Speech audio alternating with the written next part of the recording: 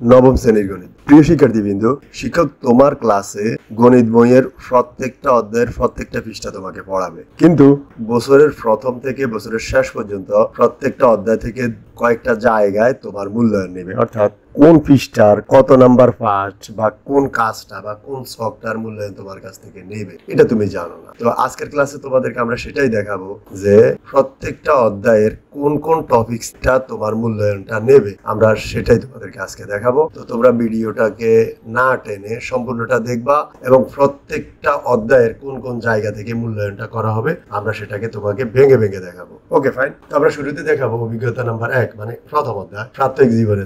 এই প্রথম অধ্যায়ে তোমার কোন জায়গা থেকে মূল্যায়ন নিবে দেখো, পৃষ্ঠা নাম্বার 25 1.10 একটা দলগত কাজ আছে, এটার মূল্যায়ন নিবে। এটার মূল্যায়ন নিলে একটা শিক্ষার্থীর এই পারদর্শিতার সূচকটা অর্জন হবে। ওকে, আর এইটা পারদর্শিতার সূচকের নাম্বার আর এটা হলো পারদর্শিতার সূচক। ওকে, এটা অর্জন হবে। এরপরে আসো 9 নম্বর পৃষ্ঠার এই দলগত কাজটা নিবে। 9 নম্বর পৃষ্ঠার দলগত কাজটার মাধ্যমে শিক্ষার্থীর এই পিএটা অর্জন হবে। এইভাবে আমরা তোমাকে প্রত্যেকটা অধ্যায়ের কোন কোন পৃষ্ঠায় কোন কোন জায়গা থেকে মূল্যায়নটা নিবে আমরা স্টেপ বাই স্টেপ দেখাবো। তো এই পর্যায়ে তুমি একটু দেখবা যে তোমার গণিত বইয়ের এই যে পিআই জিনিসটা কি, আর পিআই জিনিসটা কি, মানে তুমি 25 পৃষ্ঠার এই কাজটা শিখলে এই পিআইটা অর্জন করবা। তার মানে কি অর্জন করবা সেটাই তো তুমি জানো না। তার মানে ওকে, পিআই মানে পারফরম্যান্স ইন্ডিকেটর, আর যেটাকে আমরা দেখবো বর্তমান সময়ের পড়ালেখাগুলো হলো যোগ্যতা বৃদ্ধি।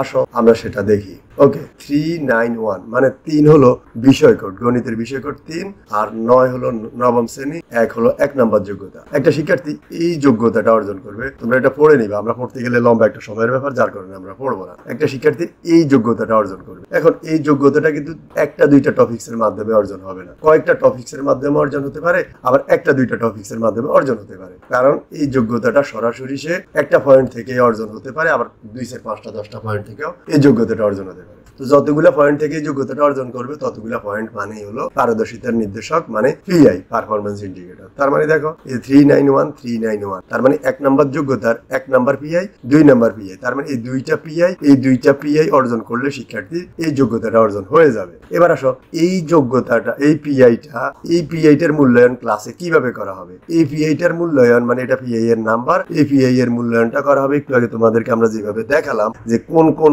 পৃষ্ঠার কত কত নাম্বার চক মূল্যায়ন করলে এই পিআইটা অর্জন হয়ে যাবে। আর এই পিআইটা অর্জন করার সিস্টেমটা কি, এই যে পারদর্শিতার নির্দেশক এটা অর্জন হবে শিক্ষার্থীর কিভাবে, এটা যখন শিক্ষক যাচাই করবে, শিক্ষার্থীর মাঝে যখন এই আইডিয়াটা দেখবে তখন তাকে দিবে ত্রিভুজ। যখন এই আইডিয়াটা যাচাই করবে তার ভিতরে এটা পাবে, এই আইডিয়াটা পেলে তাকে দিবে বৃত্ত, আর এই আইডিয়াটা যাচাই করতে গিয়ে যখন তার মধ্যে এই আইডিয়াটা পাবে তাকে দিবে চতুর্ভুজ। তো আমরা দেখলাম ত্রিভুজ, বৃত্ত, চতুর্ভুজ দেখার সিস্টেমটা দেখলাম। আর পাশাপাশি আমরা দেখলাম 1 নাম্বার যোগ্যতাটা অর্জনের জন্য তার 2টা পিআই এর দরকার, আর পিআই গুলোর মূল্যায়ন কিভাবে হয় আমরা সেটাও তোমাদেরকে দেখালাম। Okay fine. এবার আসো 2 নাম্বার একক যোগ্যতাটা অর্জন করার জন্য একটা শিক্ষার্থীর কয়টা পিআই লাগবে, 1 2 3, 3টা পিআই লাগবে। এই পিআই গুলো কি কি তোমরা পড়ে নিবা, আর পারদর্শিতার মাত্রা তোমাকে কিভাবে ত্রিভুজ, চতুর্ভুজ, বৃত্ত দিবে সেটাও দেখালাম, এটা আমরা আর বারবার পড়বো না।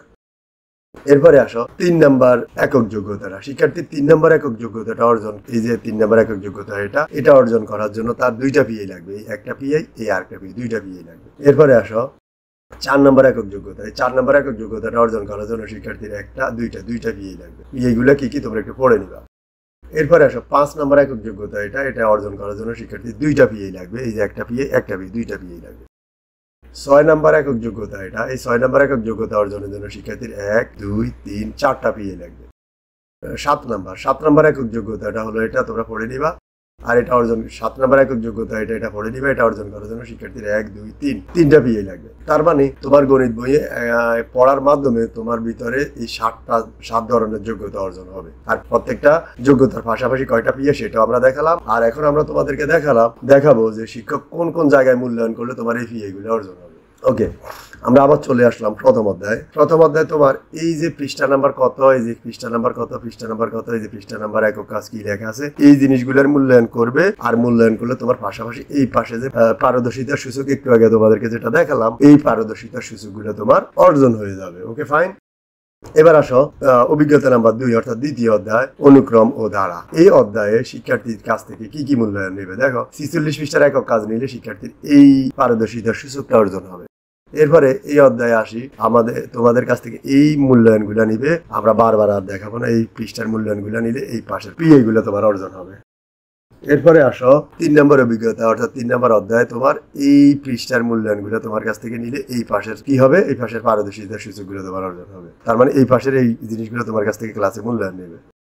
এরপরে আসো 4 নম্বর অধ্যায়। 4 নম্বর অধ্যায় তোমার এই পৃষ্ঠা নাম্বার লেখা আছে, এই পাশে পৃষ্ঠা নাম্বার লেখা আছে, সমস্যা লেখা আছে, কাজ লেখা আছে, এইগুলা তোমার মূল্যায়ন করবে, আর এই পাশে পারদর্শিতার সূচকগুলো তোমার অর্জন হবে। এরপরে আসো 5 নম্বর অধ্যায়। 5 নম্বর অধ্যায় শিক্ষার্থীর কাছ থেকে যে পৃষ্ঠা নাম্বার 114 এর 5.1 চকটা নিবে, এর মাধ্যমে তোমার এই কি হবে, এই পারদর্শিতার সূচক মানে পিআইটা অর্জন হবে। পাশাপাশি তোমার এই যে আরো এই চকগুলা, এই যে বিভিন্ন পৃষ্ঠার এই চকগুলো তোমার কাছ থেকে নিবে, আর তোমার এইগুলো অর্জন হবে। ওকে, এরপরে আসো 6 নম্বর অধ্যায়। 6 নম্বর অধ্যায় পরিমাপে ত্রিকোণমিতি। এটা থেকে তোমার এই যে পৃষ্ঠা নাম্বার গুলো লেখা আছে, কি কাজ আছে, এগুলোর মূল্যায়ন নিবে তোমার কাছ থেকে, তোমার এই পাশের মূল্যায়নগুলো, এই পাশের পিআই গুলো অর্জন হবে।